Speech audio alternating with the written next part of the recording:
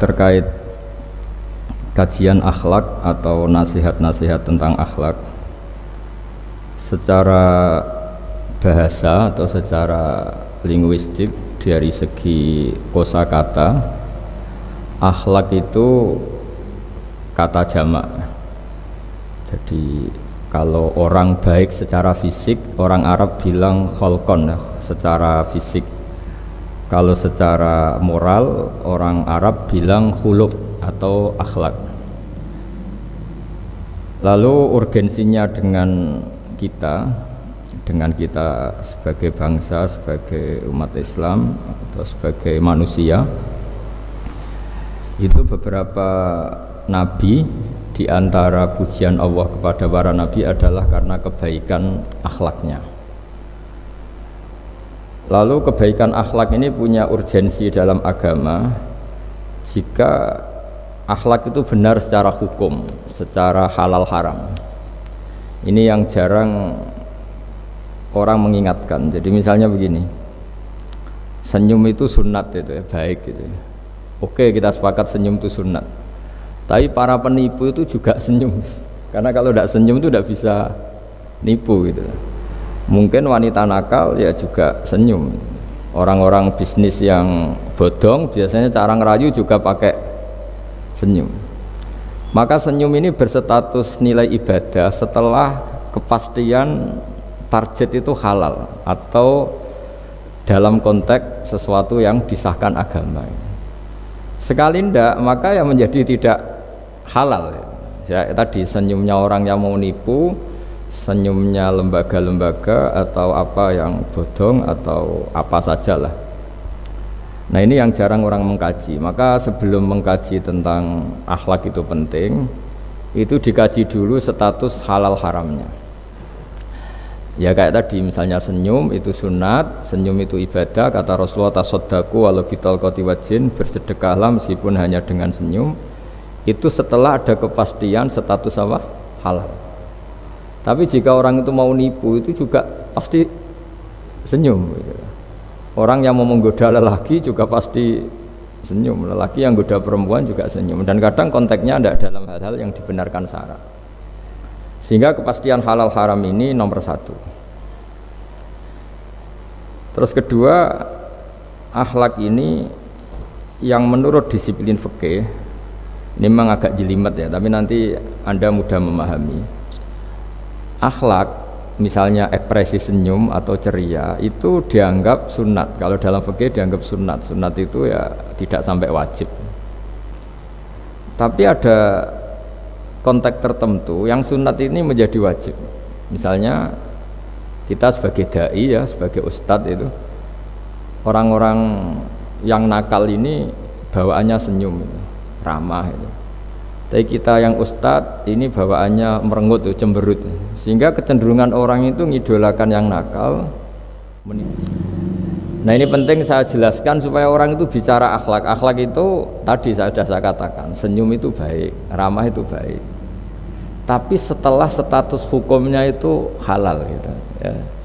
Jadi kalau sebelum status hukum itu halal, ini ya ramahnya menjadi tidak baik. Misalnya kamu punya istri cantik, kemudian dia ramah sama lelaki siapapun, kamu kan pusing. Terus alasannya ramah itu baik. Makanya di Quran diingatkan fala takhdu'na bil qawli fayatma'alladzi fi qalbihi marad.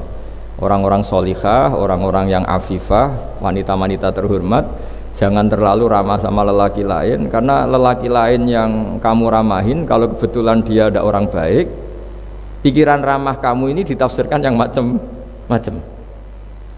Ya, jadi ini karena saya sebagai kiai memang menekuni fikih, sehingga sebelum bicara jauh tentang hukum moral itu pastikan dulu status halal haramnya, baru ada numpang hukum akhlak.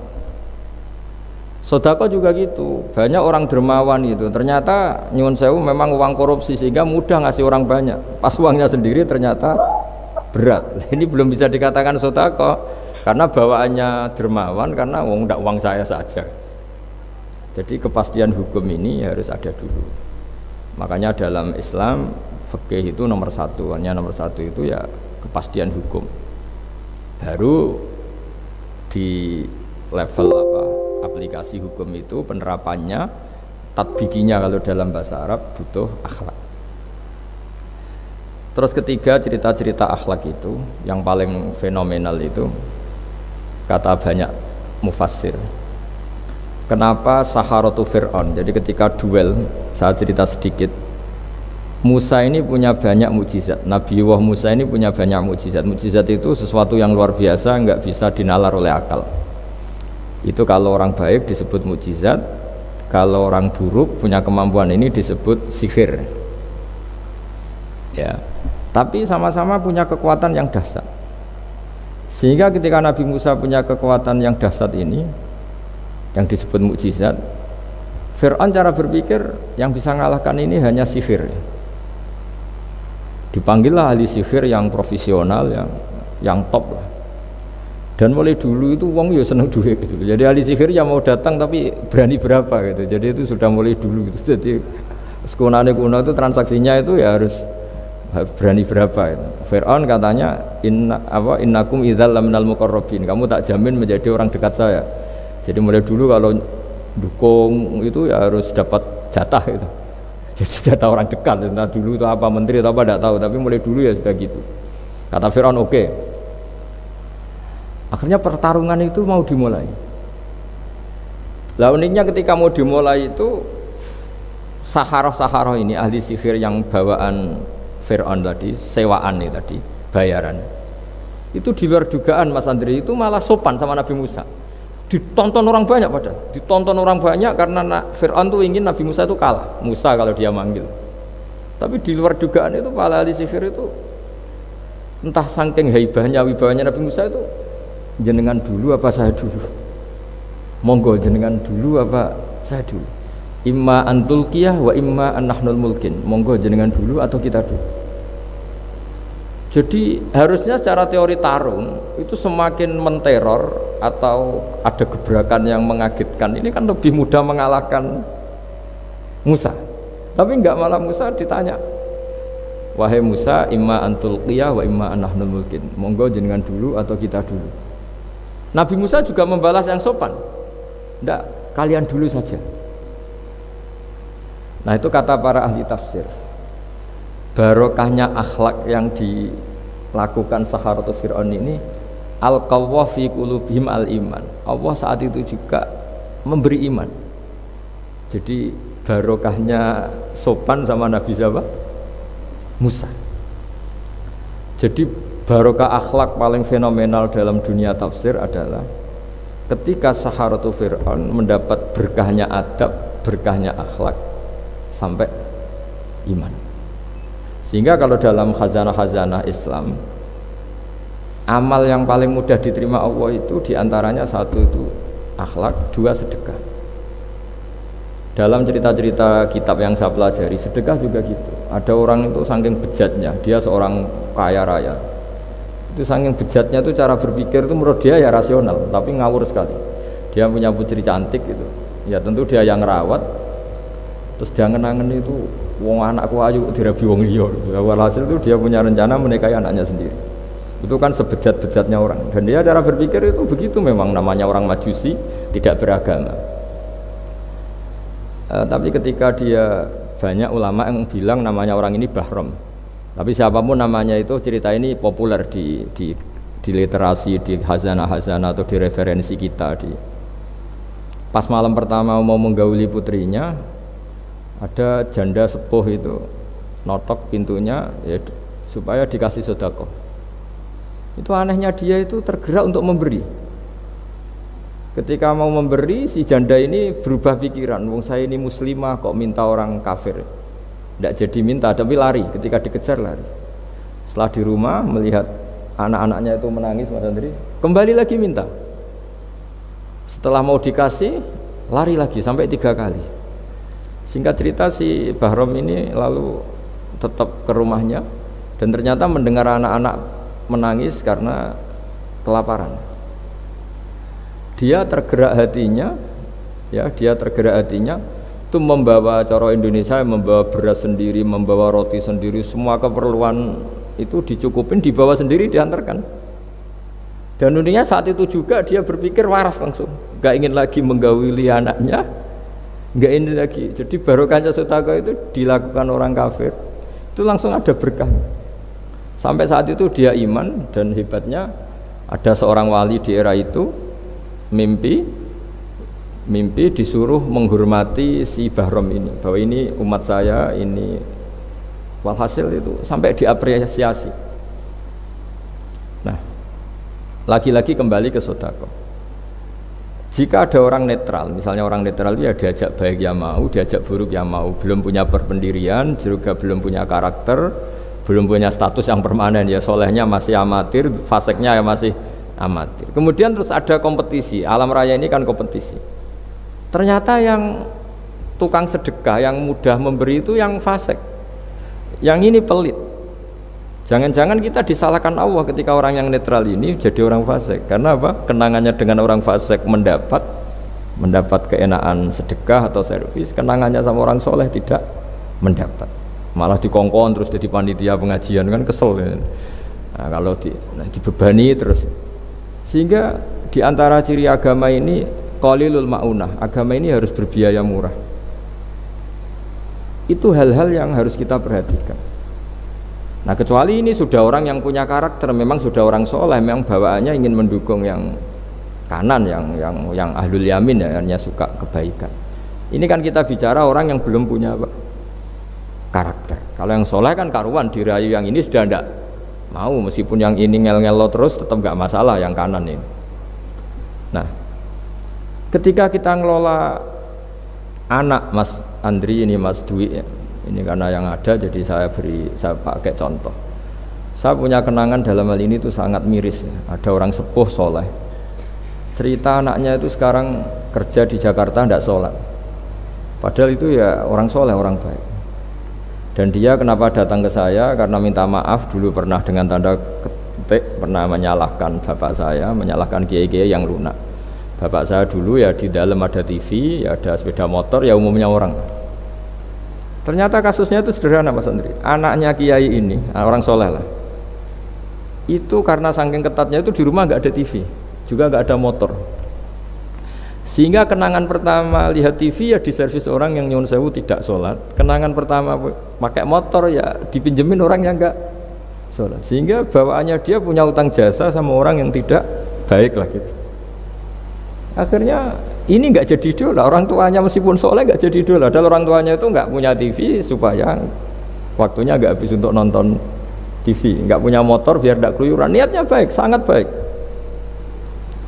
Tapi karena terus ini tuh tadi kembali ke tadi al-insan abdul ihsan, manusia itu budaknya kebaikan. Kenangannya lihat TV ya sama orang yang nggak bener ini. Kenangannya pakai motor ya pakai. Akhirnya ikut merantau ini ke Jakarta. Singkat cerita terus akhirnya dia katut temannya yang nggak sholat. Nah, ini yang di sini jika kamu mengelola agama ini secara tidak simpatik, lanfaddu min khaliq, pasti orang itu bubar. Nah, singkat cerita terus karena dia mungkin orang soleh ya, tetap doanya didengar Allah. Dia nangis-nangis berdoa di depan Allah, terus minta maaf sama kiai-kiai yang pernah disalahkan, yang terlalu longgar sama anaknya. Karena bapak saya termasuk orang yang longgar. Mbah Mun saya tahu di dalamnya ya ada TV, ada motor, umumnya anaknya difasilitasi. Lalah anaknya itu terus diparingi Allah tobat kembali, terus dia menservis anaknya dengan umumnya orang. Jadi yang bahaya itu bukan tidak ada TV-nya, tapi kenangan pertama tahu TV ini. Bagi anak yang nggak pernah lihat TV itu kan diberi hak lihat TV itu spesial. Sama bagi anak yang sama sekali nggak ada motor itu kan dikasih pinjaman motor itu kan spesial. Jadi kesimpulan dari ngaji akhlak ini harus dikawal supaya mengawal kebaikan. Jangan sampai anak kita, keluarga kita punya utang jasa sama orang yang nggak benar sehingga dia ngidolakannya orang yang nggak. Ya tadi misalnya kadang-kadang orang nggak benar itu ketemu temannya, ayo ngopi-ngopi, beres. Yang ini kita sebagai orang tuanya mau ngopi saja tanya, jam segini kok ngopi? Apa saja salah. Jadi bawaannya di rumah disalahin, bawaannya di luar dibebasin. Akhirnya kenangannya kan ini buruk. Nah, ini hal-hal seperti ini yang kita harus hati-hatilah ngelola kebenaran. Makanya ada cerita di kitab Risalah Qusyariyah juga diulang lagi di Ihya. Ada orang Majusi. Ya bayangkan dulu Dulu itu kan padang pasir, di jalan nggak ada air, juga nggak ada warung Mas Andri, juga nggak ada ATM. Jadi bayangkan dulu. Jadi cerita ini harus dibayangkan dulu. Kalau sekarang kan nggak kebayang ada orang kelaparan di perjalanan. Makanya dulu tuh hukumnya ekstrim. Siapa yang iman billah wal yaumil akhir harus memuliakan tamunya. Dulu tuh ukuran memuliakan tamu itu nomor satu ya dikasih makan. Sehingga kalau ada tamu dari jauh, Nabi itu kalau nggak bisa ngasih makan dilelang. Siapa sahabatku yang bisa ngasih makan? Karena orang itu sekali mertamu ya memang kelaparan betul. Perjalanan 2 hari nggak ada warung, nggak ada ATM, nggak bisa mampir ke kantor cabang minta fasilitas kan nggak bisa. Kalau pejabat kan bisa dari Jakarta mampir Semarang, Semarang mampir Kragen bisa. Singkat cerita dilelang sama dia, siapa yang bisa? Masyhur kan cerita itu, ada orang yang sebetulnya miskin, saya ya Rasulullah, ternyata yang dikasihkan itu makanan jatah apa? Anaknya, kan masyhur cerita itu. Terus kata dia pulang, terus lampunya pura-pura dimatikan, terus anaknya disuruh menidurkan, terus dia pura-pura nemani makan, padahal hakikatnya yang makan itu hanya tamunya. Saat itu juga Allah menurunkan wahyu kepada Rasulullah SAW. Allah memuji perilaku sahabat ini karena bisa ngasih makan tamu. Jadi dulu itu yang namanya tamu itu kalau nggak dihormati taruhannya nggak iman, karena nasibnya sampai seperti ini karena dulu seperti itu. Nah, kembali lagi ke cerita tadi. Tamu apa makanan atau tamu atau apa sajalah. Itu servis sosial ini nomor 1. Kalau enggak, seorang lagi ya, kalau enggak itu ya orang terus enggak simpati. Nah, sehingga karena taruhannya seperti itu sampai Allah lewat apa binaan kekasihnya, maka na yu'minu billahi wal yaumil akhir falyukrim dhaifa. Sehingga suatu saat Nabi Ibrahim itu punya tamu, orangnya Majusi. Majusi itu enggak mukmin. Majusi itu lebih buruk ketimbang Yahudi, lebih buruk ketimbang Nasrani karena ada ahli kitab sama sekali. Kalau di Quran kan dibedakan, ada kafir ahli kitab yang masih percaya Tuhan, yaitu Yahudi Nasrani, ada yang sama sekali sudah tidak percaya Tuhan, itu Majusi, nggak punya kitab. Orang Majusi datang ke Nabi Ibrahim karena beliau terkenal Abu Duyuf, bapak dari segala tamu. Beliau tuh nggak mau makan kecuali bareng tamu, bareng anak yatim, saking solehnya Nabi Ibrahim. Saya ulang lagi, bayangkan dulu memang makan itu luar biasa. Sekarang kan biasa karena tamu sudah makan dulu di warung, nginepnya di hotel, malah kadang disuguhi udah mati makan karena nggak selera, ribet malah tamu sekarang. Malah komplain bila perlu sudah ribet. Nabi Ibrahim itu ketika orang itu kelaparan, ya Ibrahim karena dia nggak mukmin ya manggilnya jangkar. Tolong hari ini saya kasih makan. Ndak hatta tu'mina, sehingga kamu iman. Singkat cerita orang ini frustasi karena ini tokoh ya. Nabi Ibrahim itu tokoh besar muslim ya tentu. Akhirnya dia putus asa. Putus asa terus sudah walla itu sudah balik kanan, sudah ngelunyur saja meninggalkan Ibrahim karena sudah putus asa lah. Saya Majusi, dia Nabi, dia tokoh Islam, pasti tidak ngasih makan. Apa yang terjadi? Saat itu juga Allah, karena beliau Nabi bisa komunikasi dengan Allah, dapat wahyu. Lihat orang itu umur berapa, 70 kira-kira gitu atau 60.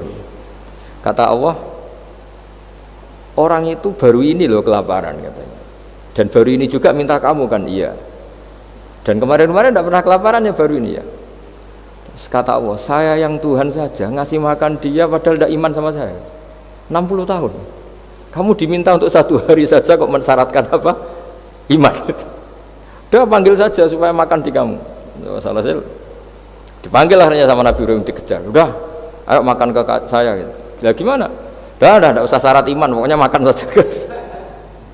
Nah, sudah si makan sama Nabi Ibrahim di servis, tanya orang itu, kok kamu mendadak baik tadi sinis itu ya, ditegur Allah, saya salah katanya.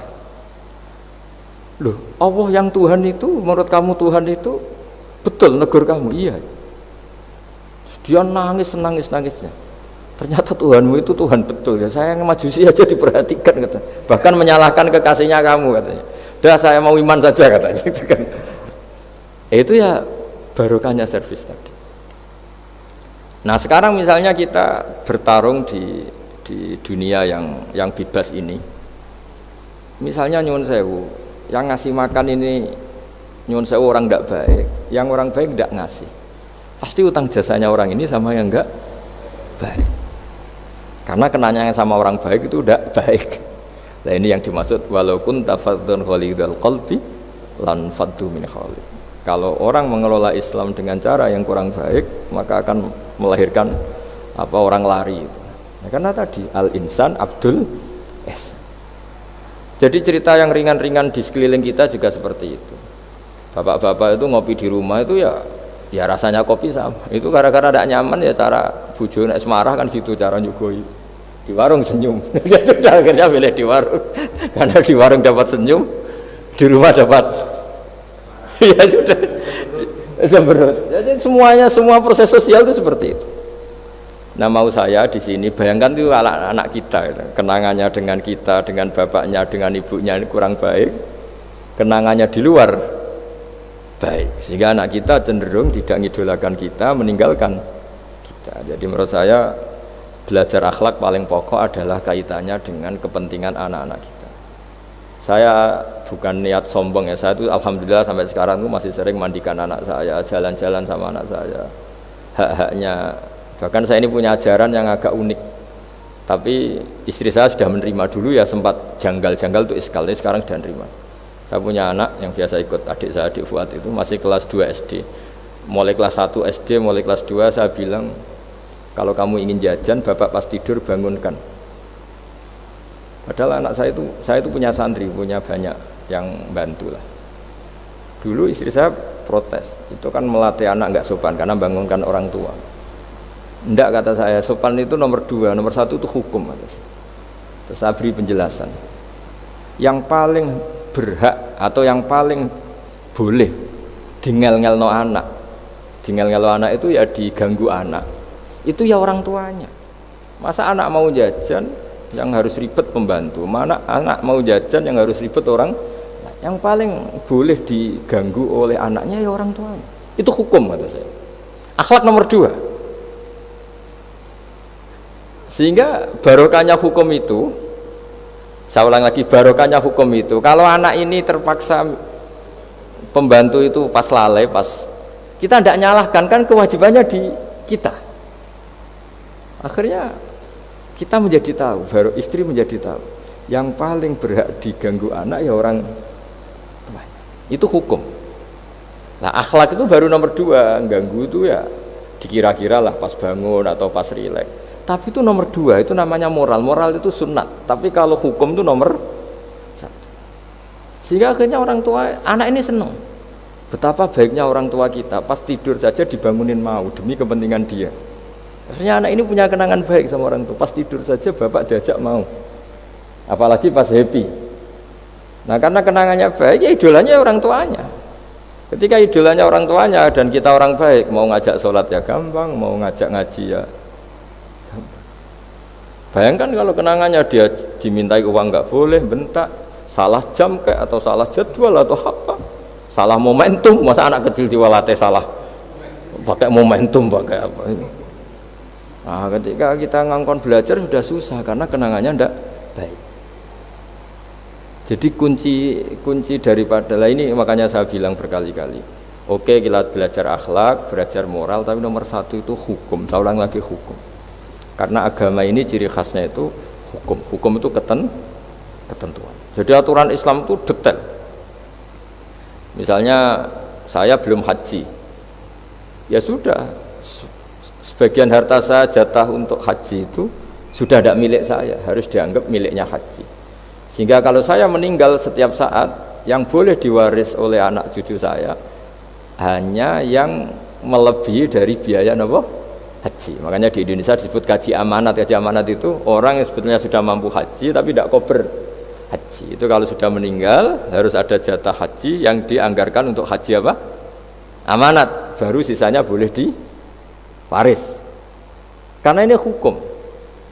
Lah nanti di akhirat juga Allah pakai hukum. Kalau ada anak nggak sholat, yang pertama disalahkan orang tuanya. Kenapa ini tidak sholat? Semua kesalahan anak-anak kita adalah dibebankan ke kita. Ya, jadi saya mohon cerita-cerita akhlak ini jangan sampai hanya nyuwun sewu moral dengan arti kenyamanan sosial, tapi kembalikan ke Allah dan apa? Rasul. Sehingga ini yang terakhir saya cerita hadis yang populer sekali. Ada 3 hadis yang populer dan ini sampean semua pasti hafal. Maka na yu'minu billahi wal yaumil akhir falyukrim jarahu. Terus ada yang falyukrim dhaifahu. Terus yang ketiga falyakul khairan aw liyasmut. Berkata baik atau kalau enggak bisa berkata baik ya apa dia. Nah, itu uniknya Islam itu apa Mas Dwi? Uniknya Islam itu tidak pernah membolehkan umatnya terdikte oleh sosial Mas Andri, enggak boleh. Tapi hanya terdikte oleh ketentuan Allah dan Rasul. Jadi Allah cara ngendikan kalau kamu iman kepada Allah dan Rasul. Iman kepada Allah artinya apa? Allah memerintahkan kita berbuat baik sama tetangga, sama tamu. Maka lakukan itu. Sekali tidak demi Allah dan Rasul berarti Anda didikte oleh hukum sosial. Kalau tetangga baik ya kita baik, kalau dia buruk ya kita ikut buruk. Itu artinya apa? Kita tidak didikte oleh hukum Allah dan Rasul, tapi didikte oleh hukum apa? Sosial. Islam itu agama yang hubungannya manusia itu dengan Allah, bukan dengan sosial. Sehingga ketika baik sama tetangga pun itu karena perintah Allah. Sehingga kalau suatu saat kecewa tetangga kita itu kurang ajar misalnya, ya kita tetap nyaman saja karena kita baik itu atas perintah Allah. Makanya masyhur di kalangan ahli hadis ada dawuh Nabi, la takunu imma'atan. Taquluna in ahsanan nas ahsanna wa in dzalamuna dzalamna. Kamu jangan jadi orang yang didikte sosial. Kalau orang baik kamu baik, kalau orang buruk kamu ikut buruk. Itu namanya orang yang enggak punya prinsip. Tapi walakin wattinu anfusakum, kata Rasulullah. Kuatkan prinsip kamu, jika manusia baik kamu akan baik, dan manusia ketika buruk kamu pun tetap ingin baik.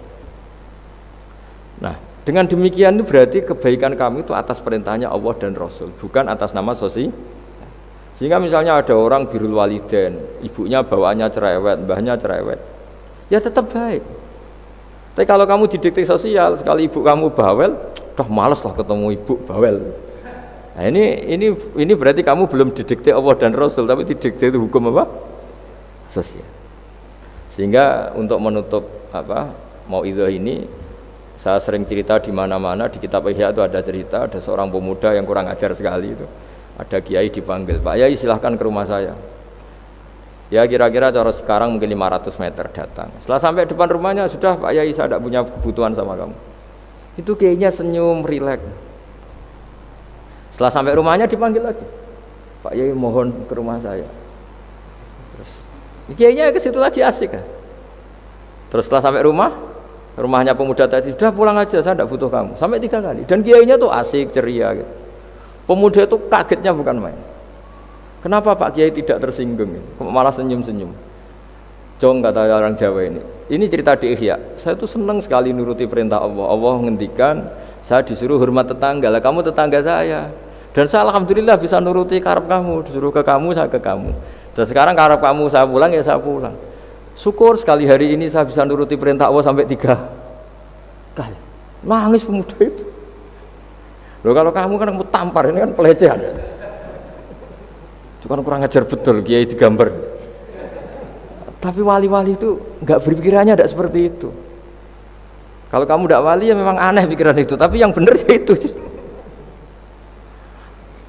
Nah, jadi lewat ngaji ini saya mohon dah semua teman-teman yang di BI maupun seluruh kita, akhlak itu nomor 1.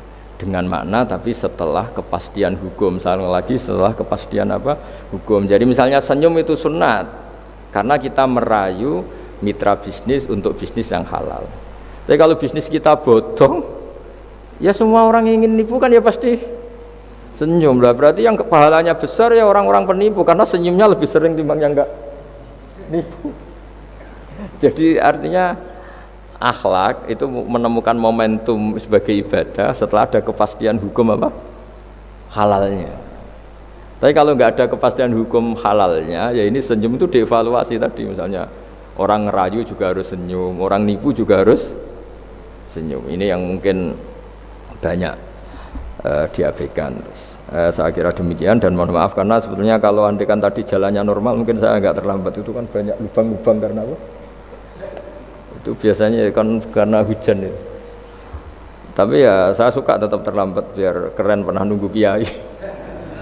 Jadi kalau dalam teori agama itu sama kok. Sholat Nabi itu pernah sholat isya itu setengah tiga dini hari. Sahabat biasanya kan beliau suka awal waktu. Terus ketika sahabat tanya, kata Nabi, malam ini spesial karena kamu lama sekali nunggu apa? Sholat. Enggak semua orang malam ini bisa menunggu apa? Sholat. Jadi artinya apa, bawaannya itu nunggu kebaikan. Jadi di antara trik atau resep husnul khotimah, ya ini sebagai penutup ngaji, resep husnul khotimah itu innallaha ta'ala yubahi malaikatahu, Allah membanggakan kita, yubahi bikum malaikatahu, Allah bangga dengan kita. Di antaranya apa Mas Andri? Umatnya Rasulullah SAW itu kalau habis subuh ditanya, ngapain kamu hidup nunggu sholat duhur? Ngapain kamu hidup setelah sholat duhur nunggu sholat asar? Sehingga kita ini menunaikan fardu yang diwajibkan Allah dan menunggu datangnya fardu yang lain. Jadi orientasi kita fahijratuhu ilallah wa rasulih. Tapi kalau kita orientasinya mapan, kenapa kamu hidup? Saya mau mati setelah mapan, saya mau mati setelah jabat. Ini kan berarti perjalanan kamu ilad dunya, orientasi kamu dunia. Faman kanat hijratu ilad dunya aw imra'atin yankihuha fa hijratuhu ila ma hajara ilaih. Tapi kalau kamu niatnya, kenapa kamu berani hidup? Supaya bisa sholat, supaya bisa ibadah. Berarti perjalanan kamu hanya menuju Allah dan Rasul. Jadi sehingga di antara alamat husnul khotimah adalah orang setiap sudah melakukan satu kebaikan berani hidup karena berharap bisa melakukan kebaikan yang lain. Jadi dari satu kebaikan rutenya menuju kebaikan yang lain. Ya, saya kira demikian dan mohon maaf. Assalamualaikum warahmatullahi wabarakatuh.